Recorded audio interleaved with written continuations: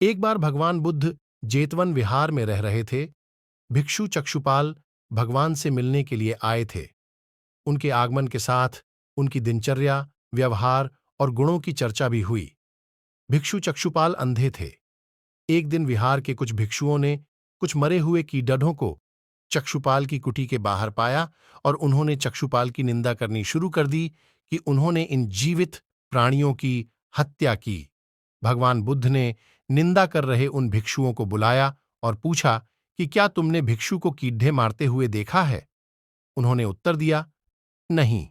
इस पर भगवान बुद्ध ने उन साधकों से कहा कि जैसे तुमने उन्हें कीड़ों को मारते हुए नहीं देखा, वैसे ही चक्षुपाल ने भी उन्हें मरते हुए नहीं देखा और उन्होंने कीड़ों को जानबूझकर नहीं मारा है, इसलिए उनकी भर्त्सना करना उचित नहीं है।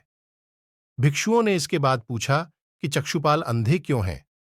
उन्होंने इस जन्म में अथवा पिछले जन्म में क्या पाप किए?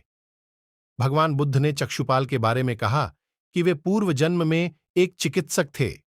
एक अंधी स्त्री ने उनसे वादा किया था कि यदि वे उसकी आंखें ठीक कर देंगे तो वह और उसका परिवार उनके दास बन जाएंगे। स्त्री की आंखें ठीक हो गईं, पर उसने दासी बनने के भय से यह मानने से इनकार कर दिया। चिकित्सक को तो पता था कि उस स्त्री की आंखें ठीक हो गई हैं। वह झूठ बोल रही है। उसे सबक सिखाने के लिए या बदला लेने के लिए चक्षुपाल ने दूसरी दवा दी। उस दवा से महिला फिर अंधी हो गई। वह कितना ही रोई पीटी, लेकिन चक्षुपाल जरा भी नहीं पसीजा। इस पाप के फलस्वरूप अगले जन्म में चिकित्सक को अंधा बनना पड़ा।